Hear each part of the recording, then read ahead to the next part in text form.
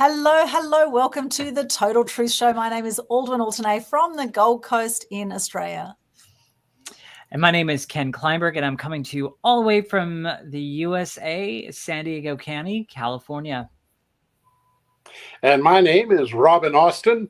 I'm coming to you also from the USA, Denver, Colorado. And my name is Lee Riefel, coming from USA in Aurora, Colorado. Fantastic. And we have a hot topic for you today, which is all about the truth about the software of your mind, straight after this short introduction.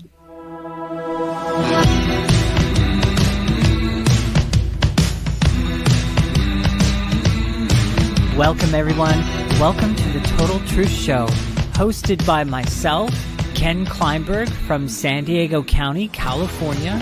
And I'm Aldwyn Altanay, known as the Media Queen from the Gold Coast in Australia.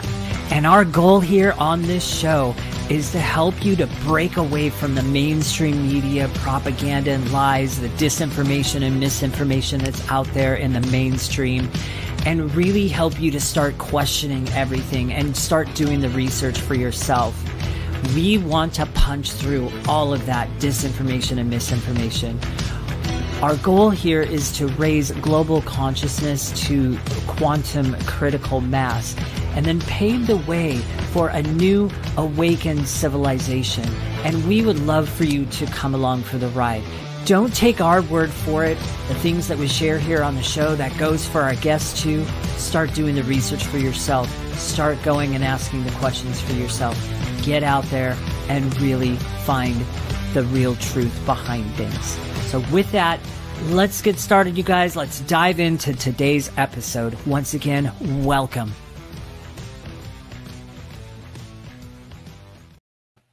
Oh, yes. Welcome, welcome, welcome. It is a fantastic topic. I love this, the software of your mind. We are here with the co-authors of a brand new book, The Software of Your Mind, How Changing Your State of Mind Changes Everything. Big welcome to our special guests today, Lee and Robin from the US, and my amazing co-host, of course, Ken from San Diego. Great to have you all here.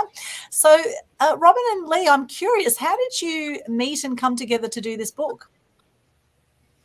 Well, Lee, can I take that? Yeah, go ahead. Okay. It actually started when I was in second grade.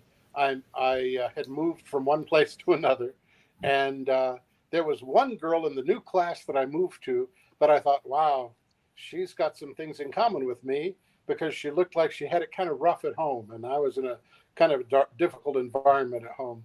And I thought, I'm going to be a friend with her. And it turned out that I was very right, because we wound up being very good friends. And for the next year, for the next several years, from second grade until eighth grade, we were kind of sweet on each other. We lived right around the corner. And she was actually the first girl that I ever dated in my life. But after eighth grade, I moved away. I went to California. I had been living in Colorado. And life went on. We both ultimately married someone else and raised families. And we're married. I was married for 25 years. She was married longer than that. But both of our spouses died within 6 months of each other.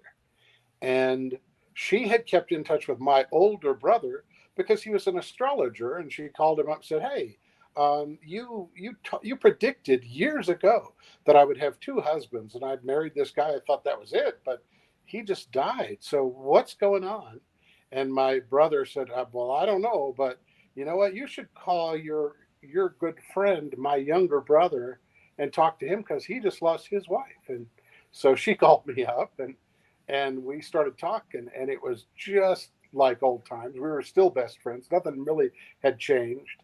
And she quickly volunteered to come and help me get through the process of grieving and settling estates and all of that stuff.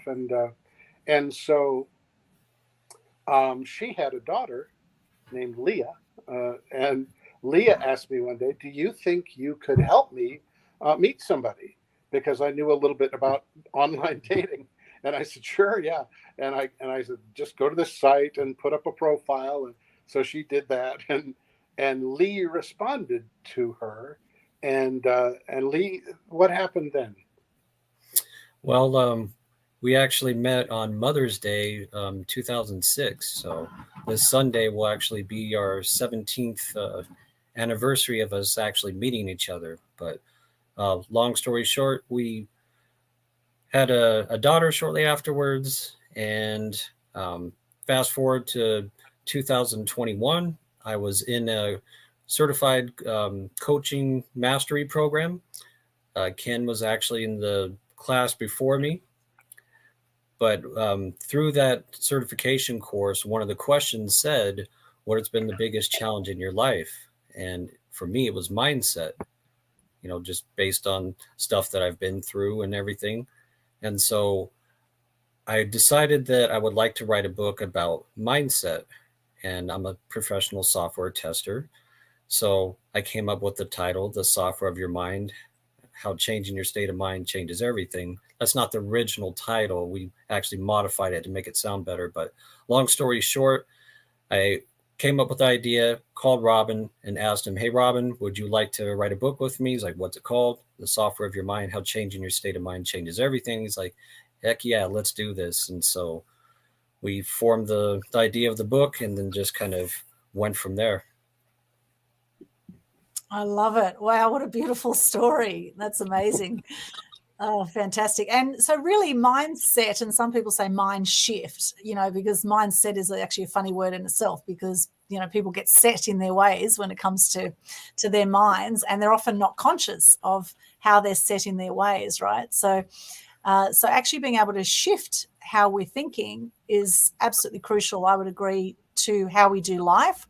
And often, with the fight or flight that happens with the hindbrain, is that we want to stay safe and we want to stay in comfort zone. And so it takes something to shift how we're thinking. And so what's the first step then for people that maybe might be stuck in areas of life, or they're feeling that they're just, too much in comfort zone, it's time to really stretch themselves a little bit. What's the first step for them to do that? Well, that's a great question. I think that you'd have to just be honest with yourself and ask yourself, well, how did I get here? And do I accept life as is?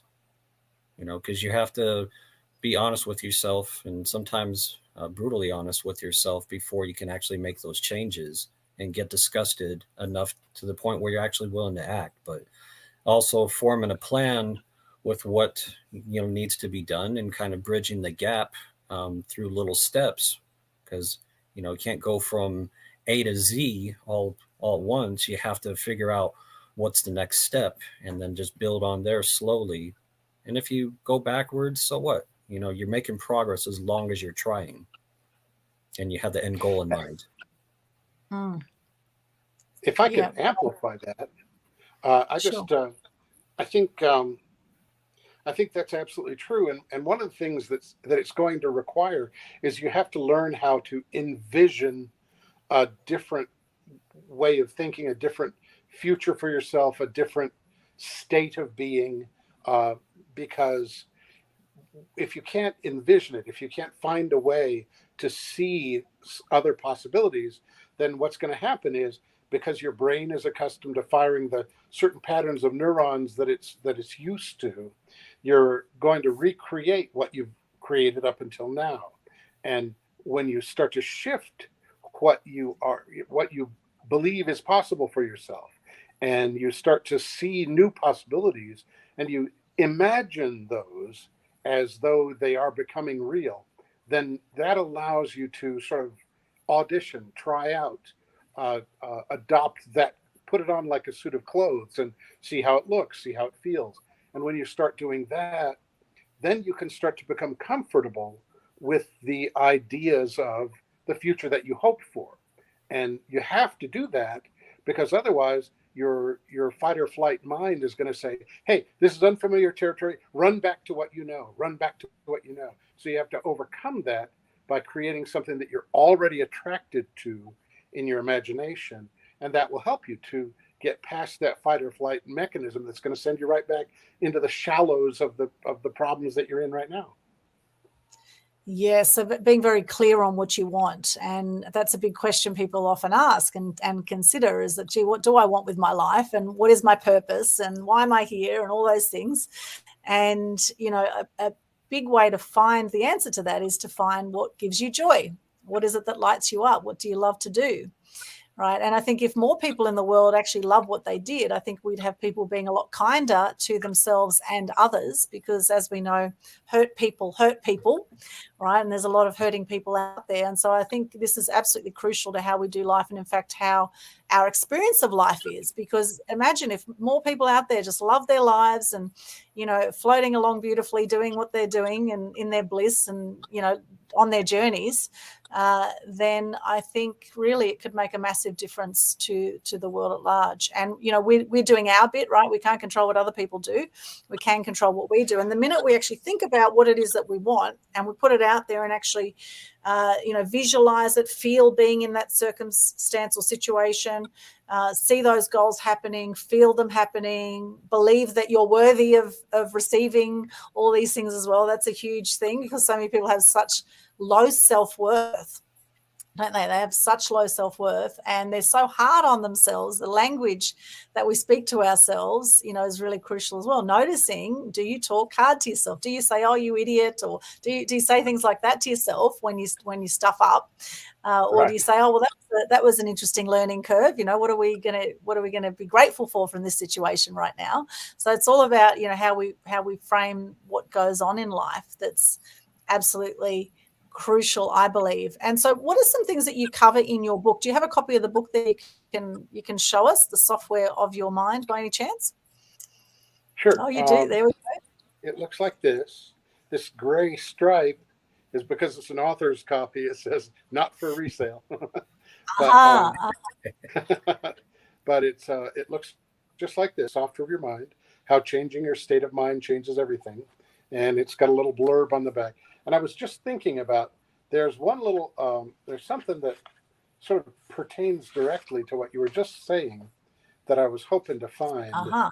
Um, that is about the future and about finding your way into a future that you love, and make time for what you love. Maybe no, that's not the one. But it's but you know, you have to find your way into that inspiration that gives you the vision of well, here's a Bruce Lee quote that's at the top of chapter 35. Don't speak negatively about yourself, even as a joke. Your body doesn't know the difference. Words are energy and cast spells. That's why it's called spelling. Change the way you speak about yourself, and you can change your life. Bruce Lee. Love that. Yeah, love that. So important. And actually, I'd love to know what chapter titles you've got for your book there. Could you share some of those with us? Sure. Here's chapter 29, Fall in Love with Your Future. And this is the quote I was looking for. I became so enamored of the future I was building, my life took on all the life and color of a great romance. Suddenly, the skies were colored with indescribable beauty. The sun shone as if it had been born only this morning. The birds sang songs especially for me, full of mystical portent, and I knew something brilliant, some magnificent mystery was unfolding. This moment is what my whole life was leading up to. This is what life is all about. And that's Robin Austin. That's me. I wrote that when I was thinking about how can we fall in love with our future? Well, it starts in the very present moment when you say to yourself, I do believe in myself. I do believe that great things can happen for me. And of course, you have to learn how to cancel all the negative programming you may have picked up as you were growing up. And there's several techniques in the book that say, you know, tapping is one of them, and the emotional freedom technique is a wonderful way. Meditation, you know, there's all these tools, meditation tools, things like singing bowls and bells and drumming, and all of these are meant to entrain your brain at a different frequency than you typically do, so that you change the brainwave frequencies. Because when you do that, you open up the brain to retraining the patterns of thought that are your habits. And when you start to intentionally train the habits of your mind to believe in, I am successful, look at this, wow, it's amazing, then it's not I will be someday, it's this is what I'm experiencing. Because your unconscious mind doesn't know the difference between something that you vividly imagine and something that is actually happening. Doesn't know the difference. And the subconscious mind is constantly producing whatever it is that it believes your circumstances are, because it's a feedback mechanism. It produces the circumstances that you think about so that it can teach you what the product of that thought is. So when your thinking changes, your life changes. I love that, Robin. Thank you for sharing that. That's great. And Lee, if you have a book there, if you could run through some of the chapter headings, that'd be great. Give us a bit of a feel for this book. Yeah, absolutely.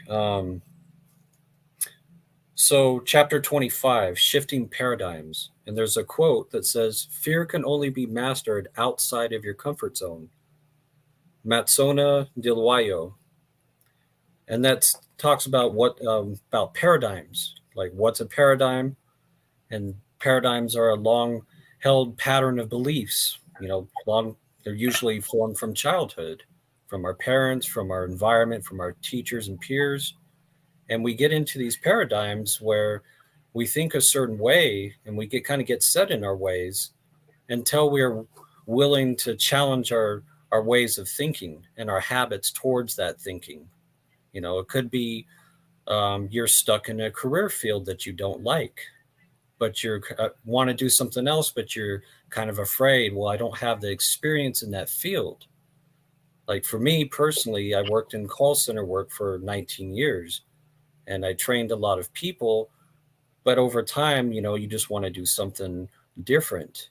And I was lucky enough through a training cohort, a lady that I was training, she actually said, hey, you know what? You did excellent. You trained me very well, because I taught her how to take phone calls, but she was in the software division. And she said, we need more people in, software testing. So it was outside my comfort zone, but I was willing to find out about it through her and her manager. And I took the certified software testing introductory certification foundational level test to become eligible for the job. And that's what I do currently, while I'm writing books. So, but my point is that had I not challenged myself that I thought that I couldn't do this, then I'd still probably doing the same thing.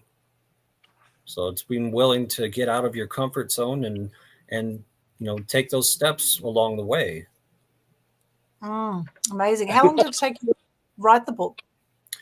Well, it took about just under 2 years. The writing, we finished, I would say, about the end of January, and then we just read it and then just made some minor adjustments there. But the last 3 months was kind of planning, editing, and figuring out how to do all the technical stuff. So. Yeah, there's a lot to a book, that's for sure. It's nice you have the two of you working on it. I think it's always more fun when you do a book or a project with someone else. And Ken and I are a good example of that too. This is our 29th episode and almost 30 episodes. My gosh, Ken, that's amazing. So, it's a lot more fun when you have someone else you're working with and to help keep each other accountable too, to stay on top of things. So that's great. What are some of the other titles in the book there? Some of the other chapters that you cover? Well, I was just looking through, and the book starts out very personal, with very personal stories. Chapter 1 is Oddball Out, and it talks about the early days of Lee's life when he just was a very tiny little kid and was, facing a lot of trouble because of that. Then it goes on to Solid Foundations, where we each talk about some of the developmental things, shaping character. Then it's Circle of Life, which deals with my inability as a young child to draw a circle and how the day that I went to school the first time, I realized that I would never amount to anything because the teacher said all the letters and all the numbers are based on straight lines and circles, and you all can already draw a circle. And I thought, oh no, I'm the exception to that rule. I'll never amount to anything. I'm ineducable. I'll be a janitor assistant in this school until the day I die. And, and really, that was what I was thinking, at the time. The haunting troubles of a moody adolescence. Dealing, because I was a very moody adolescent. And then I went into a country at war with itself. And it kind of goes back and forth between me and Lee. And A Country at War with Itself dealing with racism in my own history, and how I was affected by it, and then how I was able to resolve the resulting kind of prejudice that I wound up with through just being in a situation where I felt under threat all the time. And then Lee, boys will be boys. He talks about growing up and some of the jumping bikes and things. Things get worse before they get better, spiraling to rock bottom. So it's all these very personal and deep and true stories from our lives, the deeper scar.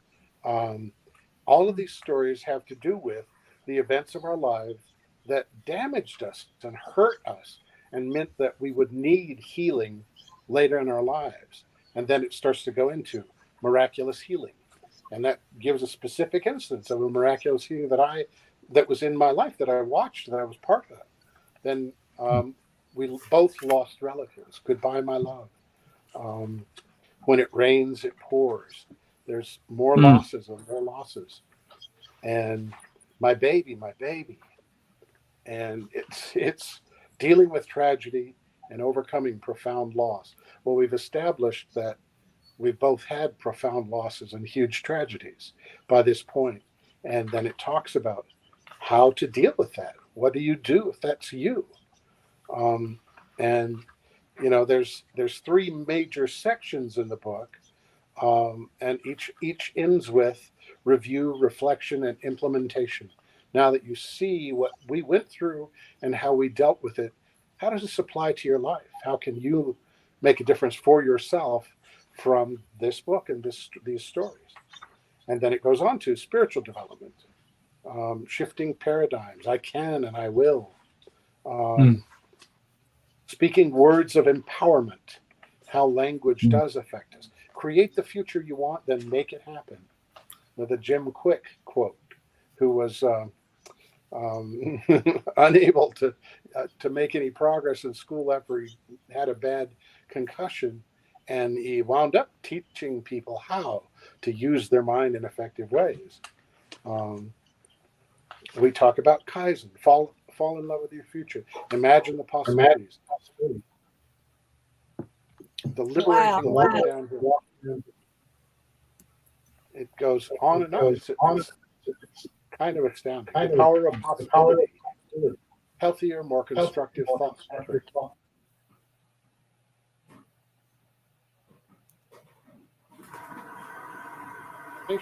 This is some lessons that Lee learned in his software work. And so there's gosh, how many actually do we have? There's 59 chapters. Yeah, 61. Begin with the end in mind. 61 chapters and an afterword. 62 chapters and an afterword. And so it goes into chapters that go into how diet affects us, what exercises we can do in terms of yoga and the different forms of yoga, including hatha yoga, but also going into the other types of yoga, the yoga of the mind, yoga of the heart, what are called jnani and bhakti yoga. And so it's really a very comprehensive book that covers a lot of territory.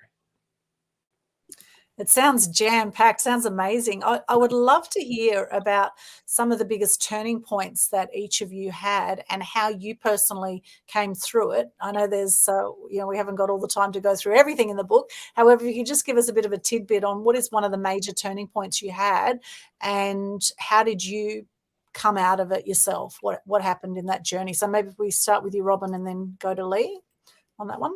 Mm-hmm. When I was young, when we lived in North Carolina, we moved to the mountains of North Carolina as a teenager, and we were up in the mountains in an old farmhouse that was kind of drafty and it was small, and my parents expanded it by adding to the porch, and then I wound up with a room on the front porch which had been closed in, but it was just there were enough cracks in the floor and in the walls till I would wake up with a dusting of snow on my sleeping bag. I slept in a sleeping bag, and and so I really was faced with this extreme cold. I didn't have good quality clothes. I was putting cayenne pepper between two pairs of socks, putting a plastic bag over that and another pair of socks, and then putting shoes over that. But my shoes weren't good. They had holes in them. So my feet would be freezing cold anyway, but they would just burn like fire whenever I got where I was going. But as I went through life, I came across this thing called Gautamo meditation. And to me, this was very serious because Gautamo meditation was how the Tibetan monks go out in the snow and ice and wrap themselves in a sheet, and they pour water on this sheet. And then the monks dry the sheet by generating body heat. And I was describing this for a friend of mine one day as an adult years later. And she's like, oh, come on. What? So Tibetan monks somewhere far across the world can do this. Can you do it? I was like, well, she's like, can you do it? Because if you can't do it, I don't want to hear anything about it. You don't know what you're talking about. I was like, I just saw there was no point in talking about it. So we're out in the snow where the wind is blowing, the snow is blowing around us, and it's probably 28 degrees or so, something like that. It's in the 20s. And so I just shut up and I walked over to that. We were not far from our car. She was walking her dogs and I was walking with her. And I took off my jacket and I took off my overshirt and I took off my other shirt, my t-shirt, and I put all the outer garments in the car. Now I still had pants on, underwear, socks, shoes, but I took my shirt, my t-shirt, and I walked a little ways down to this creek, which was only maybe 25 feet from where we were parked. And I cracked some of the ice so that I could dip my shirt in this freezing cold water until it's soaking wet. And I just shook it out a little, squeezed it just a little. And I held it out to her. I said, is this wet? And she goes, no, Robin, you don't have to do this. Please don't do this. I was like, is this wet? She touches it. She says, yes, my God, it's terribly wet. So I have to wriggle into this wet shirt. I don't know if you ever tried to put on a wet shirt in the freezing cold, but it's like crackling and freezing to me as I'm trying to get it over and I finally get into this soaking wet shirt. And I'm standing there and I have never been trained in Gautamo meditation, you understand.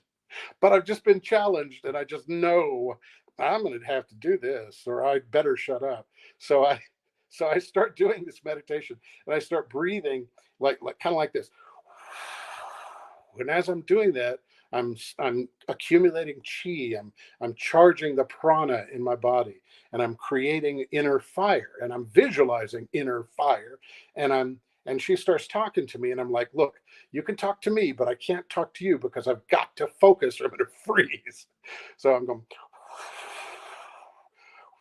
Well, she's watching. In about 7 minutes, I am steaming like crazy. And in about 22 minutes or so, I've stopped steaming. And I go, is this dry? Touch my shirt. Is it dry? And she's like in awe by this time. She touches my chest and she goes, yes, it's dry. I'm like, see? And she says, I will never doubt you. I mean, about this, I will never doubt you again because you made a believer out of me. I'm like, okay, there you go. And because I had just charged myself with so much heat, I was able to stand there and talk to her for another 45 minutes without really continuing with the meditation, because I was really just emanating heat by this time. And so that's one instance that I can share with you. Wow, I love that. I love that. That's yeah, sometimes it's good to have a challenge, isn't it? It's like, I'll show you, Yeah. I'll show you, just leave it with me, Yeah. right? Yeah, you don't believe me? Okay. All right, that's fair enough. And she was like, look, I'm sorry I doubted you. I'm like, no, no, no, no, no. You should doubt unless someone's willing to put their money where their mouth is, unless someone's willing to back up what they say. Doubt everything they say. Why should you believe them? Yes, I love that, Robin. That's beautiful. And Lee, what about you? What's a turning point you had in your life? And how'd you come through it? Well, mine is more of a kind of a tragic story. Mine was when I was 17. I had a pretty rough high school. I just went through a lot of stuff in my life and just felt betrayed by, my friend and everything like that. But to make a long story short, I had a disagreement with a guy, months before. And we weren't good after that. I seen him, we were walking, me, my brother, and my friend, and we were walking by, and him and his there was three of them in the car, and so they just turned around, kind of laughed, and I just had it. So long story short, got in a fight with them, and I lost pretty badly, and it made me pretty much suicidal. So it's kind of hard to talk about, but at the same time, it's really what kind of humbled me. It changed my life, because through that, I really got into drumming. And shortly afterwards, I started the call center work and learned to talk to people over the phone. And so when you're talking to people over the phone for the first time, when you're not used to it, and learning to going from a poor listener to a good listener and eventually a trainer through the years, it really just kind of humbled me about the human experience. Like, hey, we all have problems and we all have to get through them, and we need help getting through them, no matter how insurmountable they may seem. So I really focused on the customer, became quite good at it because I could feel their pain. And yeah, my handle time was not that good, but I helped a lot of people. And through that, I helped myself. And I've understood through the 19 years of, the call center work, I gained a great understanding of like psychology, human behavior, and at the same time of my own traits and weaknesses, and also my strengths. And so I became pretty much immersed in self-development ever since. Wow. Amazing story. And I don't think there's any winners in war. Something I often say, there's no winners in war. So even though you got beaten quite badly, those guys have got to deal with their karma over beating you up as well, which, they may not be conscious of right now. However, I do believe that every action has an equal and opposite reaction. And, it's what we put out comes back in some way, energetically, etc. So there's no winners in war. However, sometimes in life we take a beating one way or another. Sometimes we beat ourselves up, right? And sometimes other people beat us up, and whatever it is, sometimes we need to be shocked, I think, sometimes to actually take action. We need some kind of big sort of slap in the face sometimes to actually reassess and reevaluate what we're doing with our life, and in fact, our life altogether. For me, it's been quite a journey too. I grew up quite angry with the world, watching a lot of negative news, and I saw a lot of animal cruelty at a young age, and I became very despondent with the world. I really didn't want to be part of the world. I didn't want to be part of this cruel world. However, it's like the yin yang of life, right? There's always going to be the light forces and the dark forces.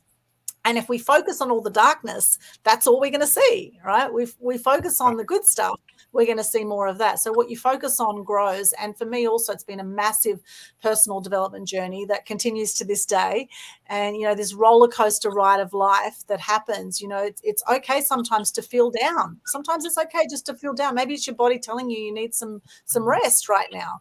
And so tuning into your body and not pushing yourself too hard either, which is something that I have done in the past, because I went to a very dark place, and then I came to a turning point where I then realized that actually I do want to make the most of my life, and I don't want to actually waste my life away, and came to appreciate my life and appreciate myself and my family and all these things that I took for granted. as a teenager. And, you know, the personal development work I think is absolutely crucial. I did a course called Landmark Education back in 2006. And in Landmark, you know, they talked about, you know, something happens and we make it mean something through life. And then whatever we believe to be true, we'll keep attracting the same kinds of situations, same kind of people in our life to keep our story true about ourselves. And what I also realized in that course is that when people are nasty to me, it's actually not about me. It's actually about them. And that was a massive me because I was such a people pleaser. I just wanted to be liked. And when I realized that people are nasty, it's actually hurt people, right? And I actually, the minute I got that, I was like, oh, it's not about me. Okay, well, you know, it's not, I haven't actually, you know, been nasty to anyone or said something that's upset someone. And it may happen at times that we say things that people aren't going to like. And I've come now to accept the fact that you're going to have your people that love you and people that hate you, and you're going to have that regardless of what you do in life anyway. And that's their choice. You know, people can make their choice whether they like you or don't like you. Not every one of your people, you know, people are all on their own journeys.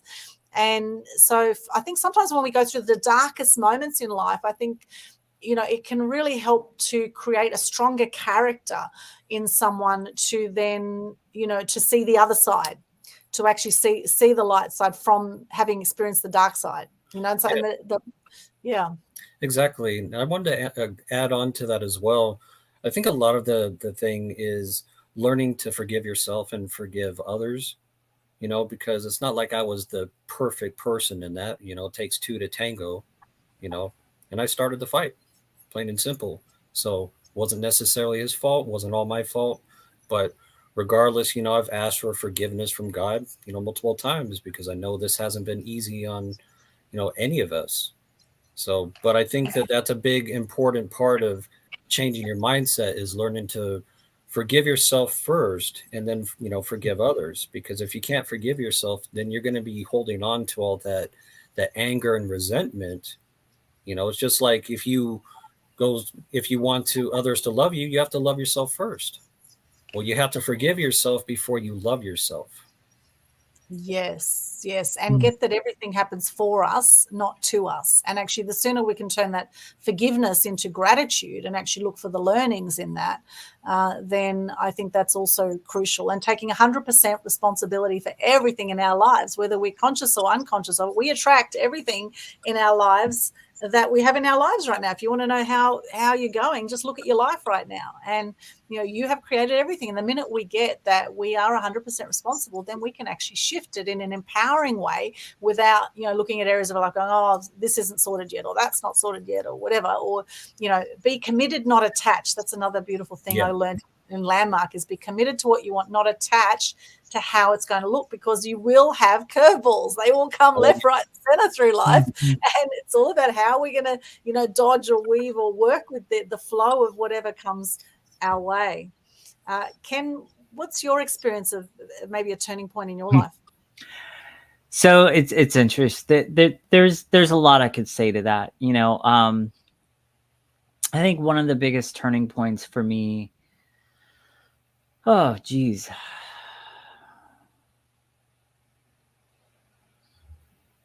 So, all right. So here's this one. So I remember back when I was a kid and going through high school, going through junior high and all that other stuff.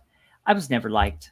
I never really had any like friends, at least not until I became a Christian. And then when I became a Christian, I started kind of building those kind of friendships. But even still within high school, I think there was one or two people that I had friendships with. The rest of them were just kind of like, you know, and I think part of that challenge and being challenged by different people and being put down a lot and not really being accepted in different circles and different things like that, I think I carried that with me in a lot for a long time in my life. Because recently, as I've started kind of like doing some of like the inner work and releasing things that are no longer serving me anymore, one of the things that I have noticed in my own life is there's this need to always be approved of or always be accepted. And it's just, and I've talked to a number of people about it, different mentors and stuff like that, that have really helped me kind of work through some of that. And one of my last mentors, she called it, she basically said, you really need to work on stop giving your power away.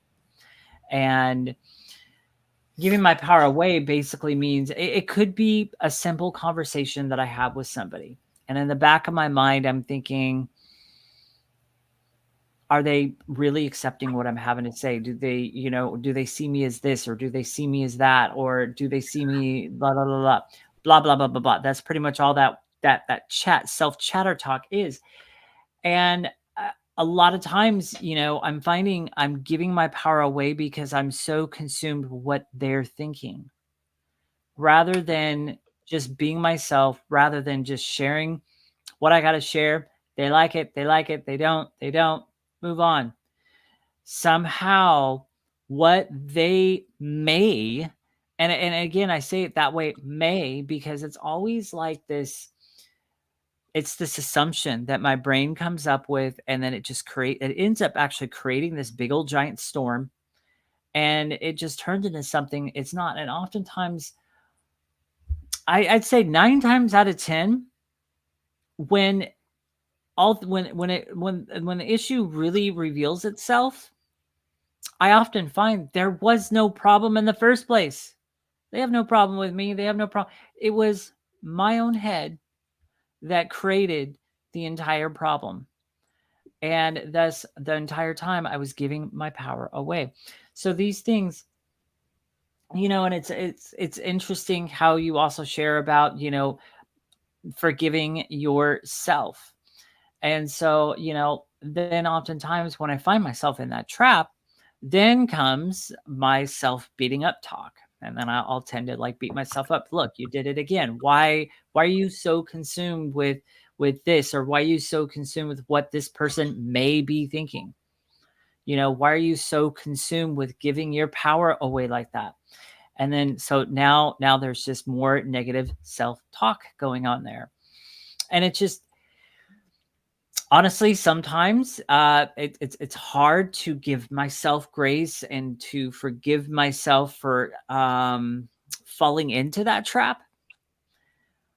But more so, especially recently in the last year or two, I'm learning more and more to just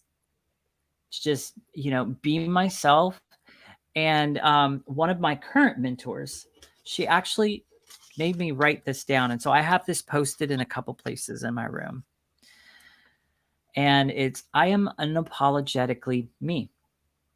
And I oftentimes find myself saying, be unapologetically you, quirks and whatever and everything else. I mean, even down to, here's just a very, very, very recent example. Last night we had our neighbors over for some cards and stuff like that. Fun time, always is with them.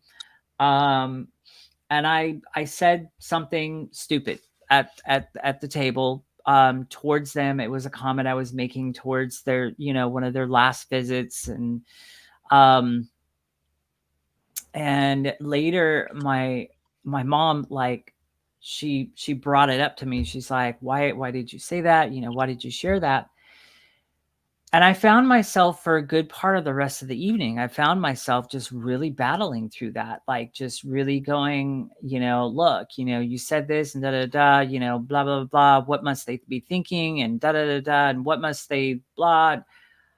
This whole whirlwind just started coming up again. And it's it took me probably a good 40 minutes to work through that and to finally get to the stage to where I was like, you know what?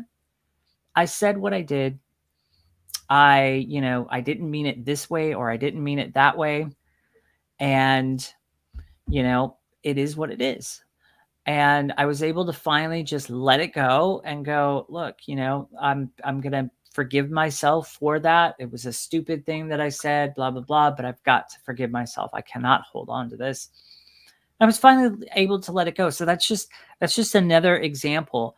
Now, I think had I not been already doing the work over the last 1.5 to 2 years and working with all the different mentors that I've had throughout my life, I think that would have been a lot more difficult to be able to come to that transition to where I was finally able to just go, you know what, it was a stupid thing. So it was, that's the end of it. But I think a lot of times the battle happens so much in here, and even sometimes, a lot of times it happens when we're not consciously aware of it. It's the subconscious that's constantly chattering away back there. You know, why did you do this? Why did you do that? Why did you do this? And oh, look, you failed again. Oh, look, you know, you hurt somebody. Oh, look, blah, blah, blah. And it's this self chatter and it's this bad talk, you know. And one thing I just want to speak to with that, you know, so I have an entire mindset series that I often talk about, and it's wrapped in the package of helping people through their own weight loss journey. And one of the things that I address with people, it's one of the points in my mindset series, is part 3, and it's called the language that we speak to ourselves with. And interesting enough, I take three different angles with that. So, for example, there's angle number 1, where I use the example, you're at a banquet table in a room full of peers and friends and whatever, and you've got a whole host full of food that you could choose from. You've got some healthy choices and you got some not so healthy choices. As you are standing right there at that table with your plate in hand, trying to make the choices on what you want to put on that plate, what's going on back here? What are you saying to yourself? Is it more of a language of, I can't have that. Oh, I really can't have that. Oh my gosh, that looks so good. Look at that over there. But I can't have that. This depravity language that does not have any usefulness to you. Rather, do the work and learn to change that to something where you are now standing in your power of choice. That's another thing I talk a lot with my clients with, is their power of choice. And so instead of saying, I can't have, change that to now, you know, I'm going to choose to have this.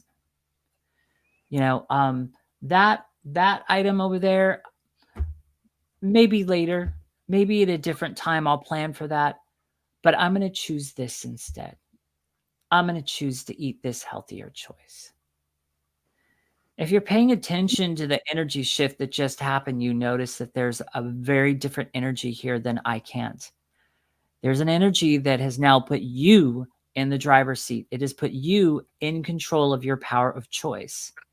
And it's the same thing in every circumstance in life. You've got a choice. You can either choose to be a victim of that circumstance, or you can choose to pivot in another direction. Does not mean the circumstance goes away. No, it's still there, but you have now chosen to stand in your power of choice. Then briefly, I go into the second angle of the language we speak to ourselves with, using the should word. Well, I should do this, and I should do that, and I should this, and I should eat healthier. Here's the problem with that. Using that word, should, it actually gives you subconsciously the excuse to back out if things get too difficult. And that's just another like damaging part. Obviously, the third angle I take is when you do fail, when you do fall off the horse, when you do get that flat tire. Notice I say the word when, because it's not if, it's when, because you will fall, you will falter, you will have the weak moment, because you're human. It is not a time for you to then beat yourself up and go, look, I did it again. Oh my gosh, I'm not going to be able to lose this weight. Oh my gosh, I'm not going to be able to, blah, blah, blah, blah, blah. It's not an excuse for that. First of all, it's an opportunity for you to learn, grow, get better, get wiser, get stronger. Second of all, it's an opportunity for you to give yourself grace, pick yourself back up. Do not beat yourself up, because that doesn't help anything either. Give yourself grace, pick things back up, move on, grow, get wiser and stronger. So those are just kind of some of the things that I want to share to everything that's being shared here. Does that, me sharing all that, and I've got a mindset series and all this other stuff, and I've got clients that I help, does that mean I myself am perfect? Hell no. I have just as many struggles as the next person. On topics like this, I like being a little bit more transparent, even though sometimes that's a little bit more difficult for me just to kind of like be exposed that way. But that's kind of like what I have to share about that. Now, I don't want to take any more time because this is your guys's spotlight, but I wanted to speak to that. Thank you, Ken. There's so much gold in what you just shared. It's absolutely brilliant. And, Brilliant. I would also add to that you could say something or have some little notes around the house saying, I love you just as you are. Like, look at yourself in the mirror and say, I love you just as you are and just as you're not, right? Everything's perfect to this point. And notice, as you say, whenever, you've beaten yourself up around something that's happened in the past that you can't change, right? All we can impact is really the present moment, like the present moment, which will change your future. But often we get stuck in worrying about the past, worrying about the future. Mm-hmm. So it's actually being able to control this beautiful mind we have with our 60,000 thoughts a day or so, which about 90% of them are the same as we had yesterday. About 80% are negative for most people, right? So it's actually, getting conscious around what are we actually thinking. So back to you. So Robin, if you could share some of the strategies to help people shift this software of the mind. Well, Sure. One of the things that we get into is is how the brain develops these patterns. And there's a Hindu word called samskaras, and samskaras is a word that is suggestive of, imagine a stream, and then on the bottom of the stream there's sand, and if you look in that sand, there'll be wave patterns there. The samskaras are the wave patterns in our brain tissue, really, that are formed by the patterns of thought that are normal for us. So these samskaras are created by the thoughts that we usually think. And then because they're there, they direct the flow of the thinking that we are both able to and capable of thinking in those same patterns. And in that way, where our future constantly looks like our past, because the samskaras of our past thinking become sort of embedded patterns that we've adopted and cultivated. And so, fortunately for us, there's such a thing as neuroplasticity, which means that we can change the structures of our brains. We can change the neuron patterns in our brains. And the techniques of doing that involve getting out of you have to initiate some kind of break to the normal thought patterns.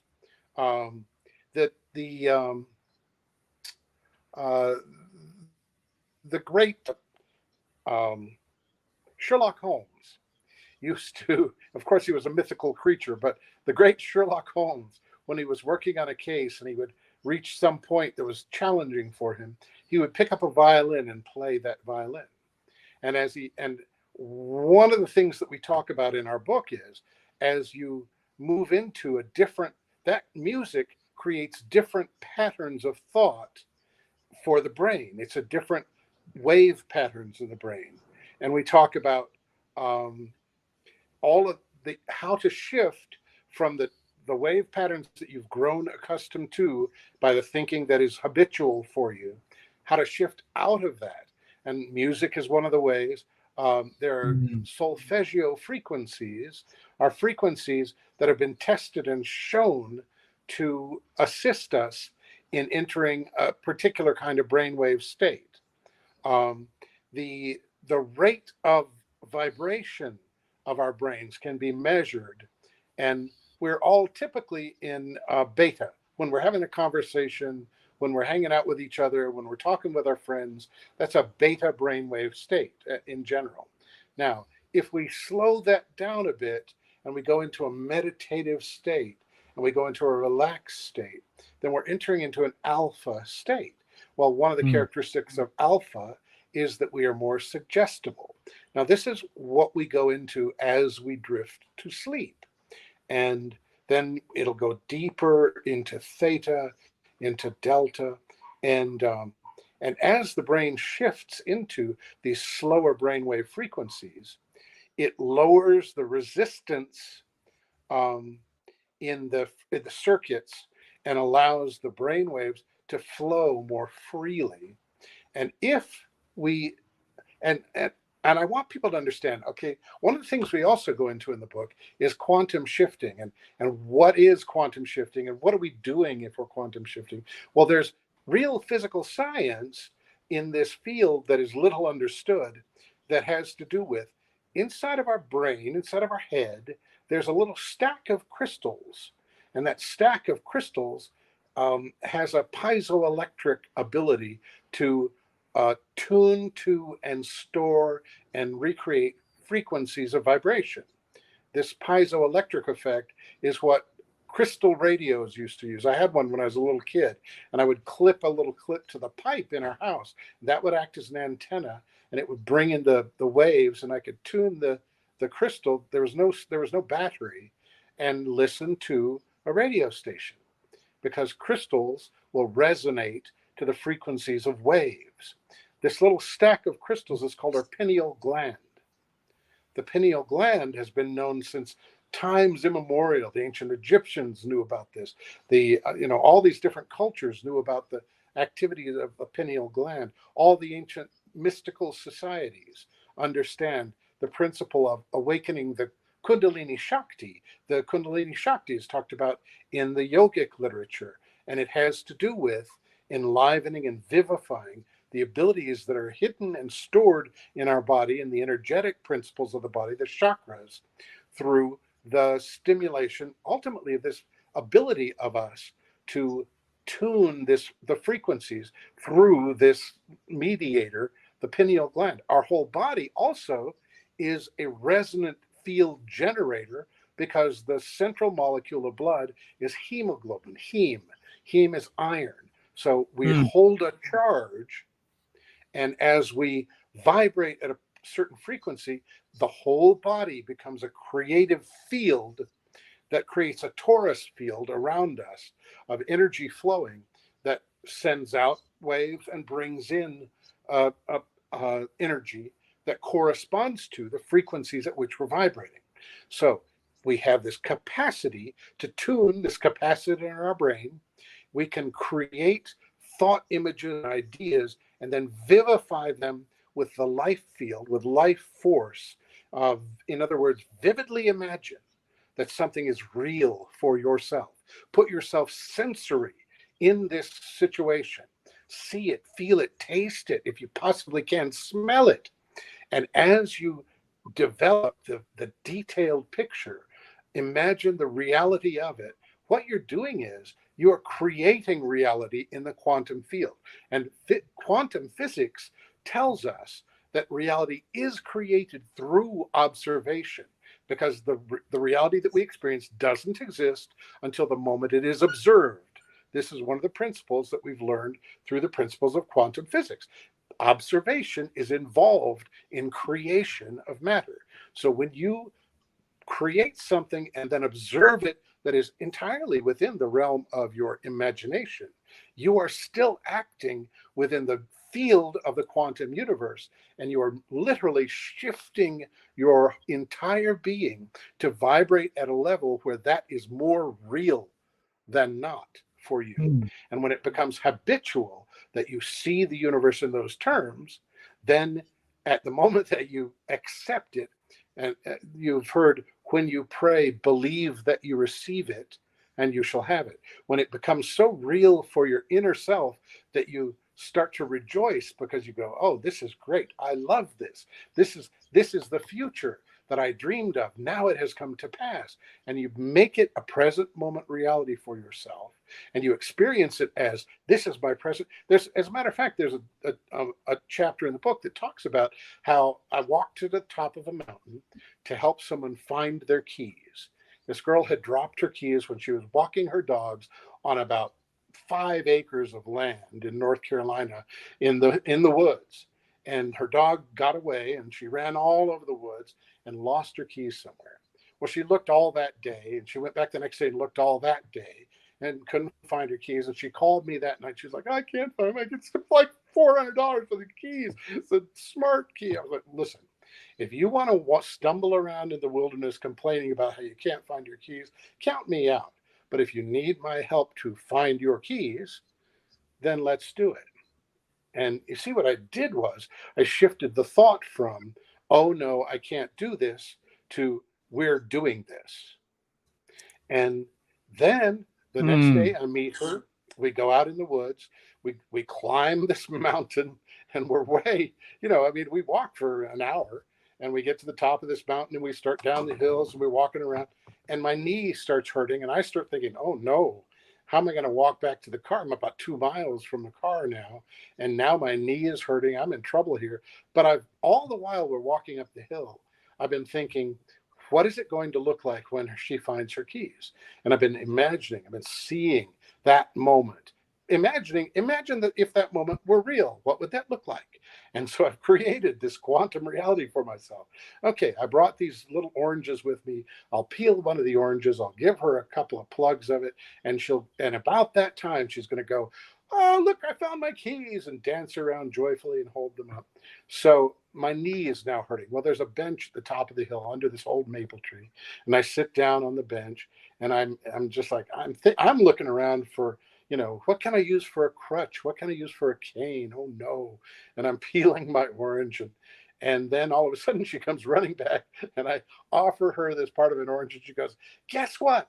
Well, I didn't need to guess. I knew. I found my keys. Here they are. They had fallen on this soft tuft of moss, so I didn't hear them fall. And here they are. Can you imagine it? It could have been anywhere in this 18 miles. I probably ran after my dog and walked around yesterday and walked around the day before. And I was like, yeah, no, it's no surprise to me. I had seen the whole picture. I'd seen the light in the sky. I'd seen the colors in the clouds. I knew the moment was coming, and I knew when it was there. And then I thought, oh yeah, wait a minute. I can use this same technology that I applied to find her keys in this problem I'm having with my knee. So I immediately I was laughing as soon as I realized it, because I'm like, oh yeah, of course, it's obvious. Well, notice the positive state of mind. I was no longer miserable thinking about where can I find a crutch. Now I'm laughing because I go, of course, oh, this is easy. This is an easy problem.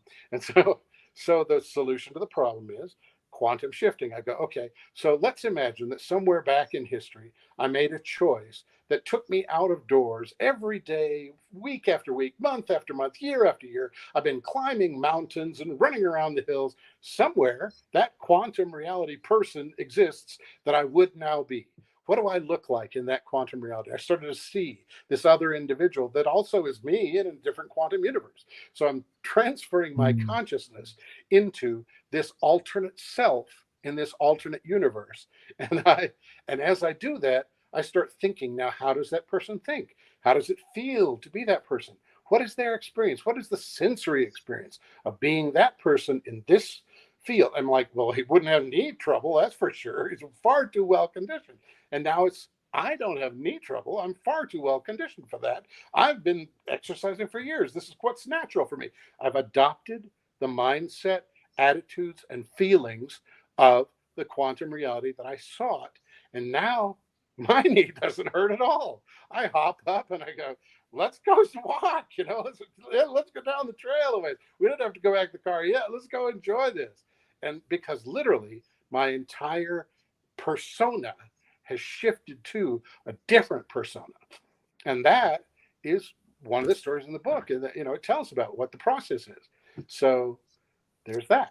I love that. Oh, thank you for sharing. That's such a beautiful story. I had goosebumps there when you're peeling the orange and she finds the keys, and oh my God, that's amazing. And and that's the thing, no matter how much we are trained, sometimes we slip. Sometimes we slip into being in victim mode rather than actually taking responsibility and actually seeing a future, seeing and believing a future that's not actually there in the now. That's the challenge, isn't it? Is actually not looking at your current circumstances to dictate what the future is going to look like, and actually envisioning that as it's in the present moment. That's right. And the attitude is everything. That positive attitude that came with the realization. If I hadn't had that positive attitude that immediately knew this was absolutely possible, just as I did when she's like, hey, can you do it? I was like, yeah, okay, yes, I can. I had to adopt the positive mindset, which is the positivity principle. It's another chapter in our book. It's called the positivity principle. You adopt the mindset that whatever it is you're setting out to do, you'll accomplish it. You might have to go through some obstacles. You might have to face some opposition. You might have to overcome some things, but you're going to do it. And, that's this principle where you just adopt the idea, oh, it's a done deal. If I set out to do it, I'll accomplish it. And in each of these examples, you can see these principles, how they play out. I love that. I heard a great line the other day. Someone says, self-discipline leads to self-worth. Self-discipline leads. I like that. And it's like the software of your mind, isn't it? It's like having that discipline of the mind to actually believe and foresee and to picture yourself in a situation, even if your current reality doesn't show evidence of that. We know in the quantum field, the minute we see something or think something, it's out in the quantum field. And, we are incredibly powerful manifestors, whether we're conscious of it or not. As human beings, as spiritual beings having this human experience, we are incredibly powerful. And as they say, we only use about 10% of our brain. And you mentioned the pituitary gland, and actually fluoride calcifies the pituitary gland. So, which is interesting, right? So you want to be careful if you're having fluoride. Don't believe what the mass media tells you. Do your own research on that one. Fluoride is not good for you, okay? And it's actually, there's a dumbing down of society that's happening, and a lot more people are conscious now to the great awakening that's also happening while this fear-mongering dumbing down of society has been going on. There's also been this mass awakening. So it's a really interesting time we're in at the moment, and more and more people are getting conscious to what's possible, which is awesome. Lee, would you like to share any strategies on how we can shift this software of the mind? Yeah, absolutely. Mine are more physical, but I would say that doing stretching, which really unlocks the tight muscles, which takes the pressure off of your spinal cord as you become more limber, and combining it with weight training and calisthenics and things like that. But it also involves diet. So things like seed oils, which Ken and I had a good discussion about that the other day, because a lot of cooking oils like canola and rapeseed and sunflower oil and all that, they're genetically modified to the point where the body they're toxic. They're touted as healthy, but they're toxic. And the thing is, you can make your own salad dressings and use healthy oils like olive oil and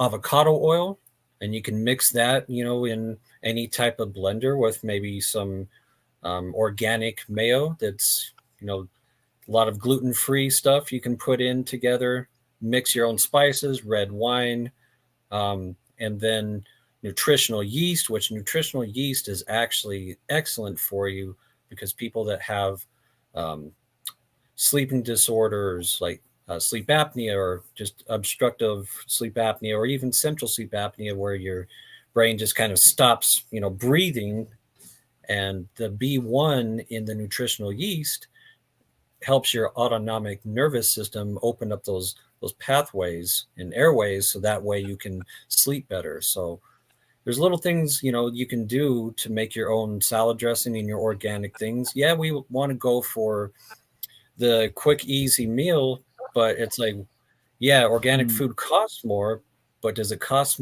more than bad health? Not even close. That's and nurturing and honoring your body is so important as our portal, is actually having that self-respect and self-love to actually feed our body great nutrients. It's like we don't put crap fuel in our cars, yet so often as human beings, we're shoveling down this, fast food crap. This fast food society, and actually the quickest food is actually getting fruit from the tree, or food straight out of the garden. That's the fastest food around, and yet that's become for many people a bit of a dying art. And it's amazing how more and more people now are starting to look to becoming self-sustainable and actually having their own gardens and having their own, like I grow herbs on my windowsill. It's amazing with such a small amount of space you can grow herbs and grow all sorts of beautiful food, and there's nothing quite like natural organic food from your own yard. And I think the more people can empower themselves with that will also help with this beautiful journey. We've got a Facebook user here. Thank you for this comment. Thank you for sharing such valuable information. Looking forward to more and more people opening to the powerful perception of our software. Thank you, Facebook user. Yes. Not sure who you are. Maybe you could let us know who you are in the chat, or just allow StreamYard to view your comments wherever you're watching this on Facebook, LinkedIn, YouTube, Twitch, or Twitter right now. We'll be on the podcast platforms as well, BitChute and Rumble. Wherever you're watching, let us know how you're finding this so far. If you have any questions for our guests as well, feel free to pop them into the chat here. I'd love to know where you are from. Also, let us know in the comments. Where are you joining us from? Ken, I can see you're about to say something. Yeah. So I definitely want to speak to, so one, starting with like making your own salad dressing. That's something that we do, is we make our own salad dressing now. And you know what, honestly, it might be a little bit more time. It might be a little bit more work. But not only is the end reward better health, but the end reward is actually, it tastes so much freaking better than the store-bought stuff. Like one of my favorites that we make here is Caesar dressing. And I swear what we make tastes better than what's out there. And I love it. I'm like literally in love with it. And another one my mom makes is she makes a really amazing sesame ginger dressing, and it is absolutely amazing. But it's like these things, getting back to this way of thinking, getting back to this kind of a lifestyle is what I think more people need to do. One thing that I want to encourage, because at the start of it, looking down that barrel at the start of it, it might seem like tunnel. It might seem like it could be overwhelming, but these changes that I've made in my own life, getting rid of, all things that have seed oils in it, all that other stuff, all of these changes that I've made through this little journey over the last 2.5 to 3 years happen bit by bit, piece by piece, bit by bit, piece by piece. I think there's also something to say about making those kind of changes and having them be sustainable. It doesn't mean that you have to go into your pantry tonight and just throw everything out that's not healthy for you. That's not realistic either. I mean, if you want to do that, go for it. But I'm not encouraging that. That's not the way it happens. One step at a time. When I made the discovery about seed oils, little by little, the stuff got weeded out of our house. Little by little, we started making our own salad dressings. We started paying more attention to other things, and I started noticing that the seed oils show up in places that you wouldn't think. So, and I'll give you a couple examples. Kirkland has a CoQ10. A bottle of CoQ10. Some people know what CoQ10 is and other people don't. Well, Kirkland brand CoQ10, you turn the bottle over and the first ingredient is soybean oil. What the hell is soybean oil doing in CoQ10? Wow. Protein powder is another big surprise for me. Protein powder. I'm finding sunflower oil in protein powder. What the hell do they need to put that in there for? So it's like down the line, I'm making like all these lovely little discoveries, and it's just like, it's mind blowing. Like, how they use this stuff. And then the other thing that I'm finding too with these oils, if you will, is they love to place on the labels vegetable oil, because vegetable oil just sounds so much better. It just sounds so much healthier. Well, what people don't realize is when it comes to vegetable oil, all it really means is one or more of the harmful seed oils. And they just blanket it with vegetable oil because they're hoping that the majority of the people are just going to think, oh, vegetable oil, well, that's healthy, no big deal. And they aren't going to actually do the reading work that it takes to find out what that actually is. So don't be deceived by that either. But anyhow, so like I said, making the progress down this road to healthier eating, absolutely. That's also going to help the software of your mind. That is also going to help you further visualize the quantum stuff, if you will, which the whole quantum concept, I'll be really honest with you, over the last, I think it's only been just the last 2 years that I've become more educated, if you will, around quantum. It's still kind of somewhat of a mystery to me. I'm just like, what's all this quantum stuff? Apparently it's been around for years, but I'm just now hearing about it and I'm going, okay, this is cool, but I'm still wrapping my head around it. But little changes, little steps. Another real quick one I'll share here is the microwave. This one's interesting. So I finally made my decision to get away from the microwave when I saw this little short 4-minute video where this guy was doing an experiment. And he had 2 plants. One plant was being fed microwave water. The other plant was being fed regular water. The plant that was fed microwave water died eventually. The plant that was fed regular water lived. And it really, I always knew that using the microwave wasn't really the best, but it was always a convenient option. It was always a convenient thing. Heat your food up quickly. You're off, you're going. But you know what? Here's another example of slowly making the shifts and changes. So when I made the decision to start going away from the microwave, slowly but surely, I started getting used to things like the air fryer, like heating things up in the oven and doing the pre-preparing work to where that's not so much of a cumbersome thing. And actually, food heated back up in the air fryer, if you will, actually, I think it tastes better. Adds a little bit of crunch. It's great. It's wonderful. The only thing I will say is if you do have an air fryer, be careful, because a lot of the ones that are out there today, if you have not gotten a stainless steel one, have Teflon in them or have that nonstick stuff. So here's how you get around that. Little life hack. But you also have to make sure that the paper doesn't fly up into the heating element. Use parchment paper and put your food on top of the parchment paper. And just make sure the parchment paper isn't too high so it hits the heating element, because we've made that mistake here. And yeah, the little one we have 2 of them. We have a mini and we have a big one. The mini one almost got set on fire. So just a little hint there. But anyhow, these changes that I've had to make in my journey didn't just happen overnight, you guys. So it's doing the work to slowly get back to more, if you will, ancestral ways of living and more healthier, not so instant and convenient ways of doing things, but you're better off.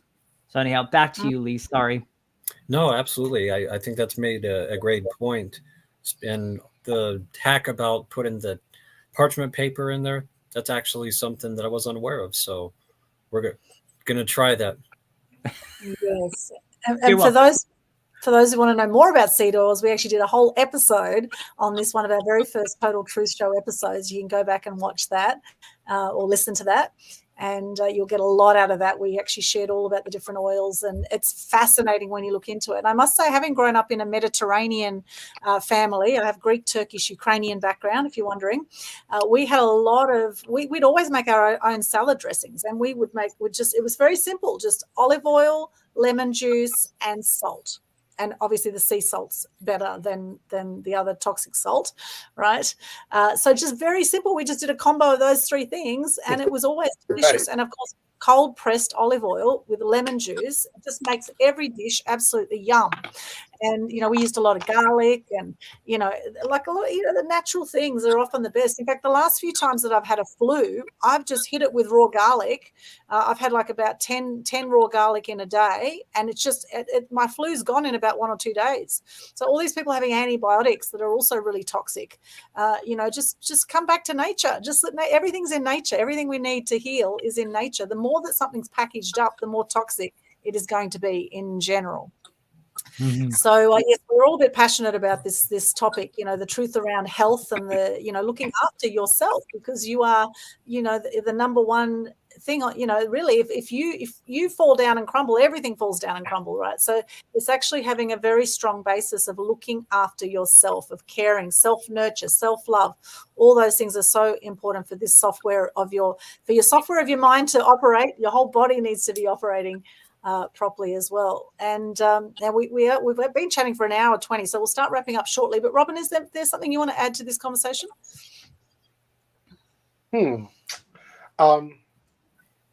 Well, I do want people to know that we have a couple of free gifts at our website at thesoftwareofyourmind.com. Okay. There is a mini manifestation manual. It's a quick read, slim book that you can download and print out, and or just download and read on your device. And there's a little book about of some of the quotes in our State of Mind, How Changing Your State of Mind Changes Everything book. And those are just free gifts for anybody that wants to check them out at the website.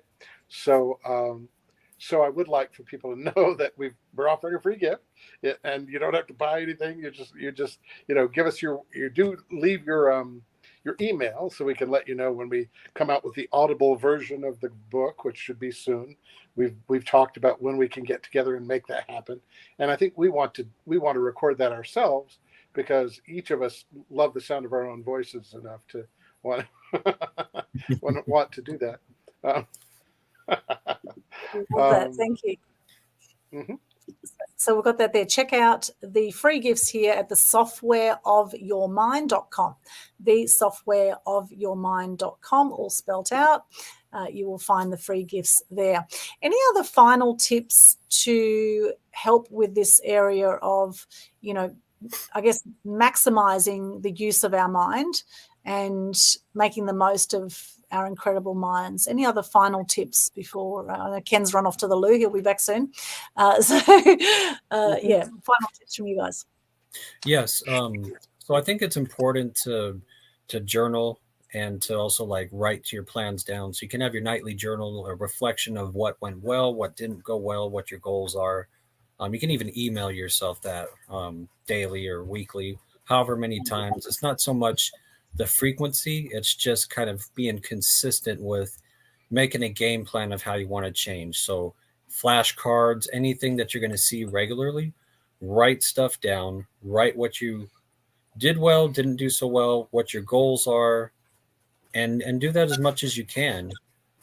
And also just remember that, it's baby steps. It's Kaizen. You have to start slow. 1% improvement every day. At the end of the year, that's 37 times better. Absolutely. Yep, absolutely. Or 365 times better by the end of the year. 1% of what's one little shift you can make today to help along this path. And I think that's a great idea. And also going through things the night before we sleep. It's amazing how incredibly our mind works while we're sleeping as well. Yeah. So to actually consider what you're going to do for the next day and really, picture yourself, visualize yourself in the ideal future that you want. I had an amazing session the other day with a lady called Karen Clark. She's known as the Quantum Queen, actually. She's one of my clients as well in my Mass Media Mastery program. We did a fantastic quantum blueprint session where she said, okay, 3 years from now, what does your life look like? And the way you write this out is, I am so grateful now that, I'm so happy and grateful now that, and then picture yourself in whatever Okay. situation you picture yourself in, and actually write it all out. And that was a fantastic exercise to do. I've done it several times before, and if you have done it before, it's good to revisit this and actually do it every few months and tweak it. It's a working document. It's not something that, okay, now I picture myself in this. However, there might be more you want to add to it, right? Maybe you see yourself winning awards. Maybe you see yourself on stages around the world, and all these things were coming to me, having an animal sanctuary and running retreats and all this kind of thing. So rather than saying, I want to have this, or one day I'll have this, actually see yourself in it now. Like, see yourself, okay, I'm so grateful now that and actually it's 3 years from now or 1 year from now, or whatever it is, it's 1 year from now, and I'm so grateful that I have achieved all these things. So that's a little tip I'll give you there too. And Robin, what about you? What other final tips have you got for us before we start wrapping up? Yeah, I wanted to touch on that. I was going to give that very same thing, which we do discuss in our book. But there's one more twist on it that I'd like to just add, and that is when you place yourself in that 3 years from now, and you experience that as though it's something that you're experiencing in the present, and you're grateful for, you're in a state of gratitude for the things that can also, from that level, you're in that quantum state where you are this person that's now 3 years in the future, and you can look back and see yourself as you were, which is how you are today in the ordinary reality. But you see yourself as though that was 3 years ago, and you can then, your mind naturally starts to build the bridge of, this is what happened since then. And so you've activated this in the brain that actually is being the little neuron connections that make it go from where you were to where you now are. And as your brain starts to accept that this is where you now are, it of course remembers where you were.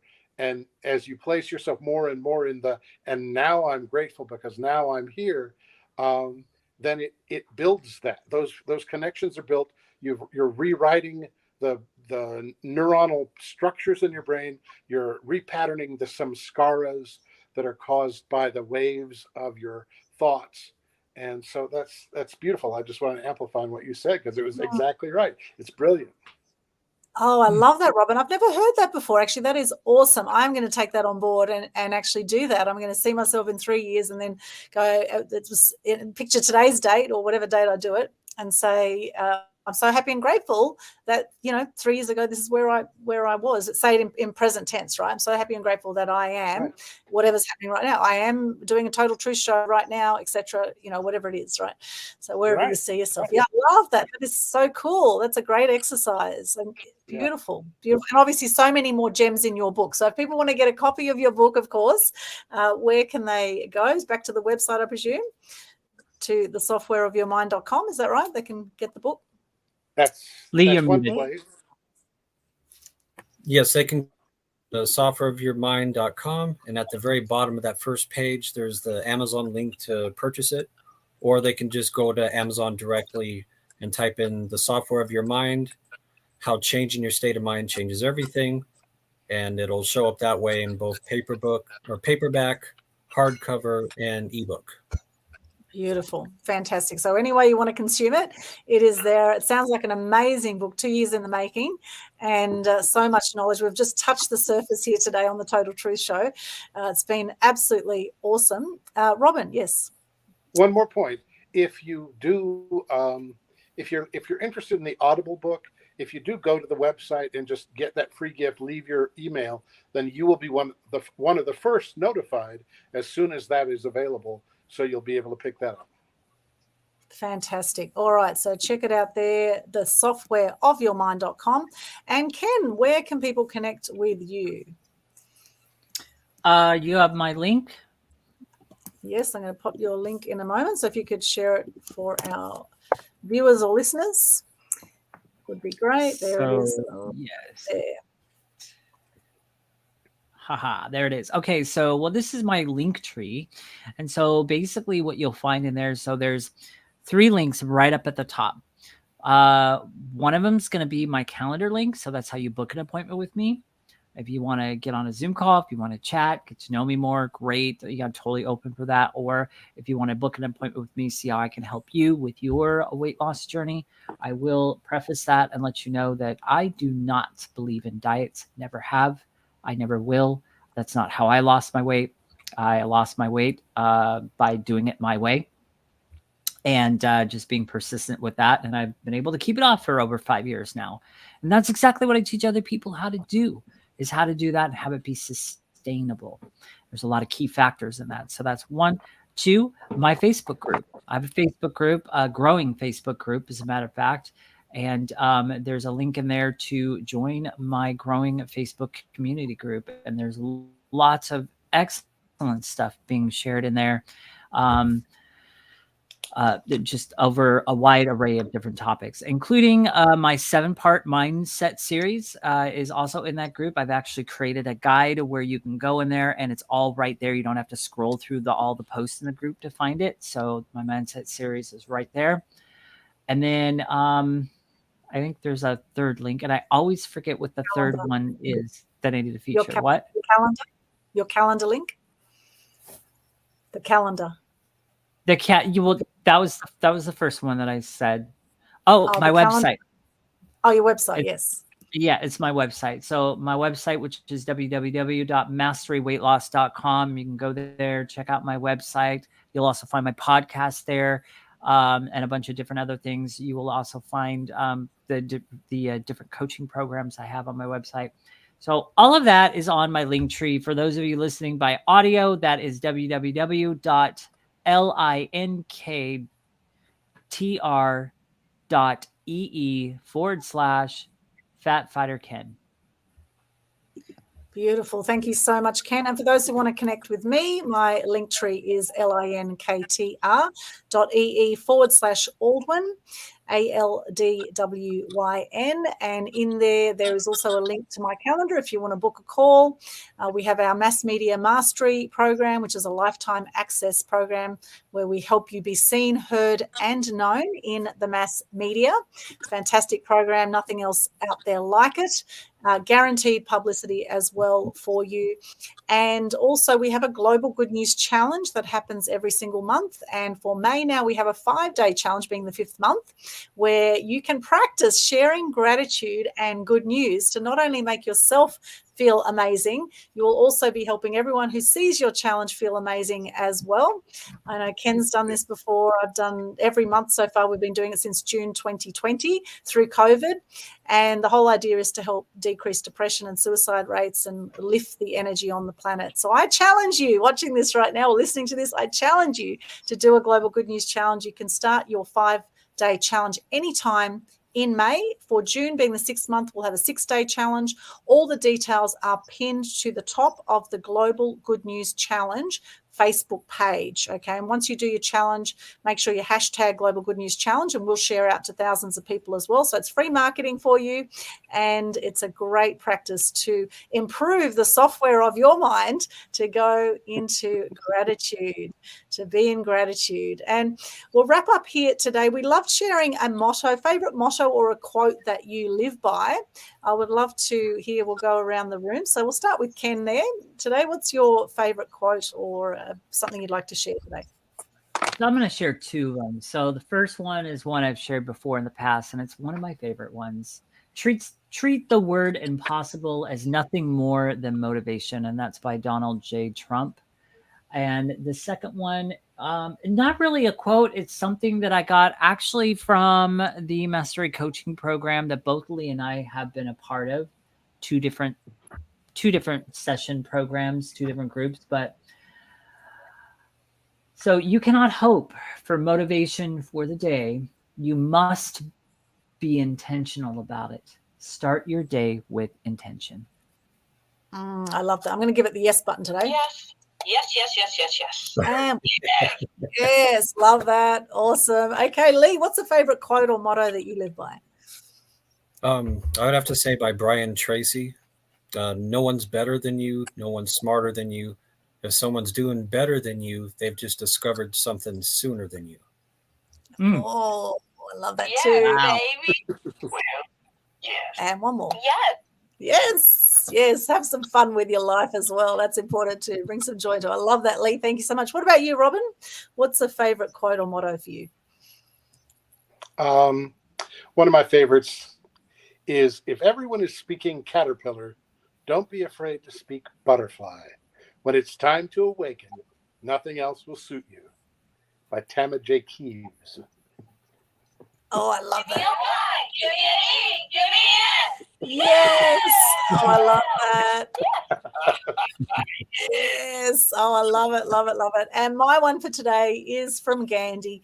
Be the change you wish to see in the world. Be the change, right? This is about you, empowering you, which will then, of course, empower those around you as you are the best version of yourself. The brighter you shine, the more you will light up those around you.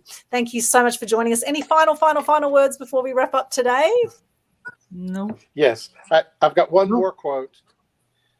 If your heart is still beating, God is not done with you yet. Dillian Burroughs. Oh, I love that too. Oh, this has been such a great episode. Thank you so much. Our special guests, Lee and Robin. Lee Riefel is how you say it in America. In Australia, we'd probably say Reffel. Lee Riefel, Robin Austin, the co-authors of The Software of Your Mind, and my amazing co-host, Ken Kleinberg. It's been an absolute pleasure. And Alden Aldenay here signing out on our Total Truth Show episode number 29, The Truth About the Software of Your Mind. Thank you so much for joining us. If you've liked what you've seen here today or heard, please let us know in the comments. What did you get from this episode today? Share the love and let's stay connected on all those links we've shared with you. Have a beautiful day or night, wherever you are in the world, and we'll see you again soon. Bye for now.